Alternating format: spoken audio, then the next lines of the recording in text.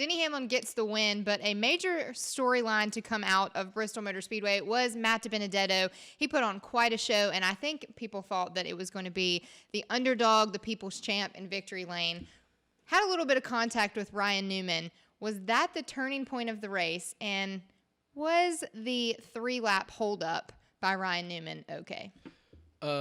Last question first. Was the 3-lap holdup and the contact with Newman, was that okay? Yes, Newman's racing to get into the playoffs. If Matt DiBenedetto wins that race, that's an added layer of complication for the 6 team. He was racing to not go a lap down. If a caution comes out late, he can cycle back around, make up some more points. He had every right to race him hard. He had every right to race him hard for 3 laps. The contact, I do not think it was intentional, so I would let that go as well. Matt DiBenedetto's got to be fuming about it on the inside. He handled himself after that race with a ton of class. I was dusty the whole entire. He did himself a lot of favors by doing that, but at the end of the day, is Newman at fault for Matt DiBenedetto not winning that race? No, he is not. Granted, Matt DiBenedetto did everything he could do, and Newman happened to get into him. But, it's not a secret that Ryan Newman's hard to pass, right? So if you see the 6 car coming up, maybe move him. I have an opinion about this. Jesse, you go first. I'm more in agreement with you. I think everything about that was fair. Would I say that it was necessarily the turning point of the race? I think when you're looking at a place like Bristol, it's hard to pick a turning point. However, given how much is on the line for both drivers, Newman knows how close he is to making or not making the playoffs, and DiBenedetto knows the announcement that he had to make earlier that week with his questionable ride next year. So given all of those factors, they were both racing hard. Everything was fair. And quite honestly, DiBenedetto said that he was feeling a little tight after that contact there, but then didn't really complain about it much after that. And you could argue that generally when you're going to be on tires as old as the tires he was on, you're going to start to feel a little bit like that. So I don't think you can chalk up anything about DiBenedetto not finding himself in victory lane back to that contact with Newman. I think everything was fair there. Okay, I disagree with both of you. So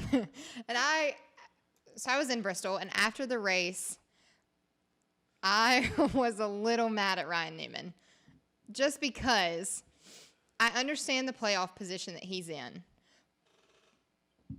But given the fact that you are a veteran, and I know that Ryan Newman is always hard to pass, but did you have to hold him up for 3 laps? Race him hard for a lap or 2, get over it. Kurt Busch, when it was Denny and Matt going at it, moved out of the way. Just move. Yeah, but at that point, Kurt Busch has won and he's in the playoffs. Denny Hamlin did a better job getting around Ryan Newman. So if Ryan Newman would have had a faster race car than Denny Hamlin or as fast race car, Ryan Newman probably would have raced Denny hard until the end of the race. Side by side, would not have let him go. Guarantee you he would do that. Newman's job isn't to warm heartstrings and let Matty D win the race. I'm not saying that you have to warm heartstrings. I know. Well, and if we know Ryan Newman of all guys, he is not out there to warm heartstrings. We've seen it at ISM a couple years ago. He walled the 42 car because he needed to make it to Homestead, and he got to Homestead and almost won a title. That has been Newman's MO since he's come into the sport. That'll be Newman's MO probably when he's sitting in traffic, when he's 65 years old, going to the grocery store. He's not going to pull over and let you go. And yeah, it ruined what could have been a heartwarming story. And Matty D gets a win when he's going out of this ride and they make the playoffs and this, that, and the other.